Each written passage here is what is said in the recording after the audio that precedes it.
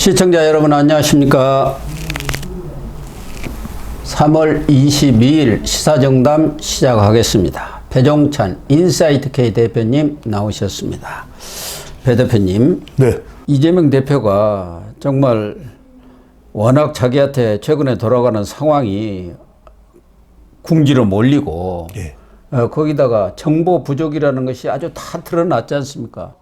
한덕수 총리가 또 이렇게 24일 날 먼저 선거대리라는 것도 아무도 모르고 최상목 탄핵시킨다 하고 이렇게 막 밀고 가는 판에 뚱 이렇게 나온 거예요.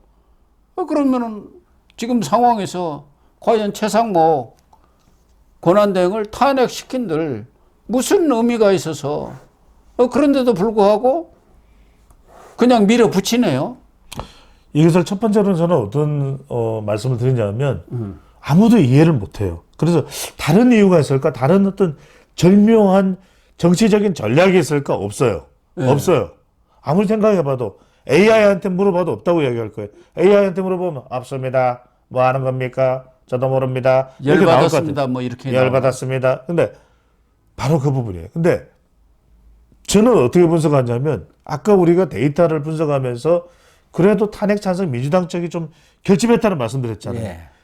이게요, 지금 최상목 건이 좀 어느 정도 해결이 안 되면 이게 탁 풀어져 버립니다.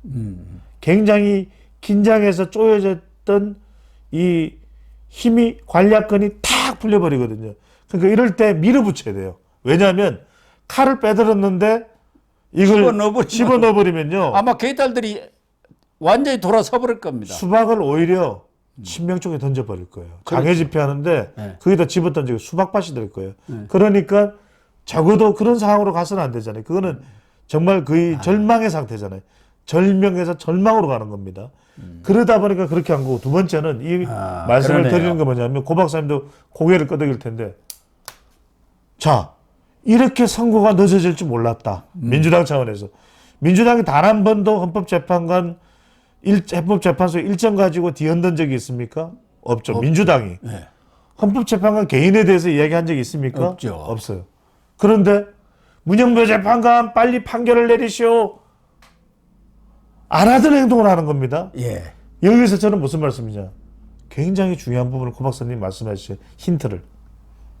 문영배, 민주당, 이재명 대표 사이가 지금 손절된 거 아닌가. 깨져버린 건가요? 왜냐하면 곧 퇴임인데 이게 자기 마음대로 안 되는 거예요. 예. 김복형도 들고 일어나고 정영식도 들고 일어나고 조한창도, 그러니까 정영식, 조한창 두 사람은 성정상, 이건 어디까지 우리 추론의 분석입니다. 누가 좀 강력하게 밀어붙이지 않으면 힘을 못 버틸 수가 있어요. 그렇죠. 아시지 않습니까? 8명에서 그냥. 그런데 김복형이 보통 사람이 아니지 않습니까? 예. 이게 춘천 수석 부장 판사할 때 변호사가 이야기하더라고. 김복형이 판결문은 주옥 같다. 예. 그런다고 마치 두보의 시 같다. 아주 논리가 너무 탄탄해가지고 200의 시 같다. 이런 얘기를 하거든요. 근데 막 붙은 거예요. 정계선 이 김복형. 말 그대로 용어 상박입니다. 정계선도 똑똑하거든요. 그리고 또 여성들이 붙으면 보통 아니에요. 그러다 보니까 지금 뭐 정정미까지도 영향받는다. 김영두도 영향받았다. 이런 이야기까지 나오고 있는 상황이기 때문에 이게 상황이 달라져 버린 거예요. 예, 그런데 그러네. 문영배로 와서는 지금 전 국민이 문영배를 바라보고 있잖아요. 그렇지 않습니까? 예. 그런데 뭔가가 나중에 잘못되면 본인이 헌법재판관 나오고 나서 뭘 활동을 못해요. 아, 이제 손절하자. 손절하자. 저는 이 상황이 온 거 아닌가. 그럴 수도 있죠. 그래갖고 이 상황이라면 연락을 끊어버렸다는 말까지 바로 그 나오네요. 말씀이에요. 예. 전화 뚝 이렇게. 왜냐하면은 지금 헌법재판관들도 세컨폰이 있다 그러거든요. 네. 다 끊어버렸다. 그럼 뭐냐? 야, 우리가 할 수 있는 방법 없다. 최상목이라도 빨리 지금 탄핵시키자. 안 그러면 지금. 그러니까 최상목 탄핵에 야사당이 동조를 했잖아요. 야당. 네. 그럼 이럴 수가 있습니다. 숫자는 민주당이 많지만 우리가 어떤 법안을 통과시키는데 특검법 같은 경우에는 제2가 왔을 때 200명이잖아요. 근데 어느 날 갑자기 조국혁신당이 했는데 우리는 그냥 민주당하고 같이 안 가려고 이래버리면 완전히 상황이 또 달라집니다. 예. 그래서 지금 야사당도 지금 그런 상황이 되다 보니까 이 사람들을 뭉쳐서 가려면 더 극단적이게 되는 것이거든요. 그러네요. 더 필사적이어야 되는 것이거든요. 그래서 저는 최상목을 권한대행을 탄핵소추하는 배경이 여기 있다. 이렇게. 그러니까 이재명 입장에서는 이거 몸조심하라 정도의 조폭식 뭐 폭언 가지고는 안 되겠어. 안 되죠. 아주 그냥 칼을 들이대가지고 그렇죠. 최상목을 잘라버려야겠다. 그래야 개딸들도 뭉치고 또 야사당이라는 거 있지 않습니까? 그렇죠. 꼬마사당들, 위성정당들 그 사람들도 같이 가자고 손잡을 거 아니냐. 개혁신당 빼고는 다 뭉치는 것이거든요. 그러니까 이재명 대표가 그런 발언을 지탄을 받고 하지만 한 속내는 이해가 돼요. 왜?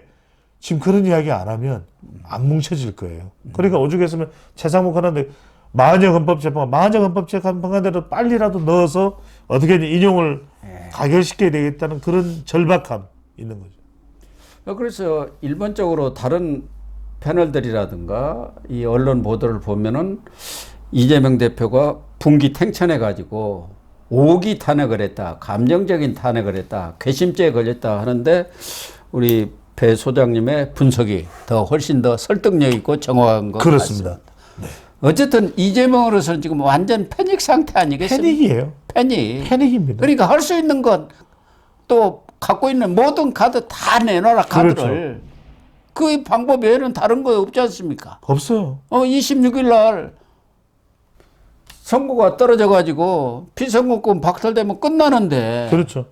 윤석열 대통령은 지금 날짜도 어떤 안 선거가 잡히고. 나올지도 모르고 어떤 결과가 나올지도 날짜는 안 모르는데다가 잡히고. 날짜조차 안 잡히니까 완전히 본인으로서는 뭐 편집 정도가 아니라 미쳐버리겠죠. 왜냐하면 네. 지금 날씨도 홀짝 더운데 뛸 노릇이죠. 날씨도 더운데 방검복을 입었거든요. 방검복이 뭐냐면 방검복은 칼로 찌르는 것에 대해서 자상에 대해서 방지하는 건데 상당히 두꺼워요. 방탄하고 다릅니다. 아 그래서 옛날 뭐 중세에 무슨 가본 입듯이 이렇게 입은 그거예요. 다른 사람들 그 갑옷이에요. 방탄복은 여기다 뭐 이렇게 그러니까요. 차던데요. 그런 게 있고 아 그렇구나. 그렇죠. 두 번째는 그런데 나경원 의원은 자작극 아니냐. 미칠 노릇이거든요. 그런데 뭐냐면 이게 자작극까지는 좀 너무 심한 말일 수도 있어요. 근데 이제 워낙 뭐냐면 이게 또 본인은 뭐 암살 위협을 받고 하는데 안철수 의원은 왜 AI 토론을 무슨 유달리 하달리랑은 하면서도 나하고는 안 하냐. AI 하면 제가 AI 전문가입니다 하는 안철수 의원하고 왜 안 하느냐. 그러면서 또 막 부산 기업을 되살린 거예요. 또 열받게 만들죠. 게다가 지금 나경원 의원을 비롯해서는 왜 그럼 특정해가지고 러시아제 권총이냐 저격총이냐 어느 경찰서에 신고를 했느냐 그러면 특정했느냐 왜 HRD 그리고 무슨 707 특전단 오비 출신이라는 게 이제 그 부대의 출신을 이야기하는 그런 이제 전역한 하사관 분들. 출신이겠죠. 그 사람이란 증거가 있는데 좀 들이대봐라. 그러니까 이게 막 민주당으로서는 이제 구체적으로 파고 들어오니까 또 난감해지는 거예요.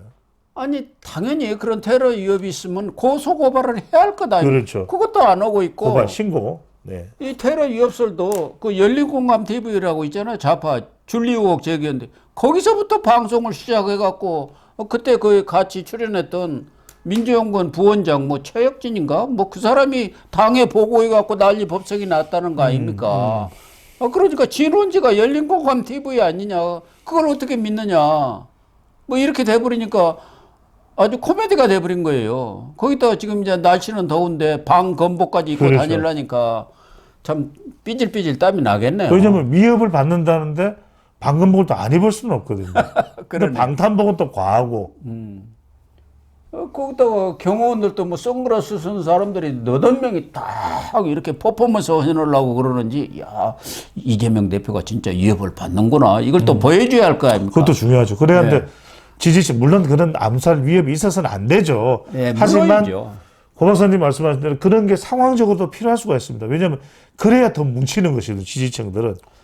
어쨌든 이재명으로서는 누군가를 희생양을 삼아야 하는데, 뭐 박찬대가 잘못했다고 너 어떻게 그렇게 이렇게 일을 만들었냐 할 수도 없고, 정청래 당신은 뭐 하고 있어? 법사위원장 당신이 검사 역할을 맡았잖아 변론으로. 그런데 하나도 못 이기고 다 지금 8대0 기각이 이게 말이 돼? 그렇다고 정청래를 쪼으면은 결국은 자기가 잘못했다는 얘기 아닙니까? 그렇죠. 그러니까 미칠 만만한 노- 게 최상목이네요. 미칠 노릇이죠. 만만한 게 네네. 그런데 최상목 권한대행은 헬타면 해봐 이거 아닙니까? 나 이제 곧 부총리로 돌아가고 권한대행 한덕수 나 좀 총리, 실례? 나 좀 실례 그러잖아요. 한덕수 총리 예. 복귀하니까 여차하면 나 그만둘 거야. 이래 보니까 그만둔다는데 뭐 할 말 없잖아요. 아니 최상목 부총리는 절박할 게 없어요. 예.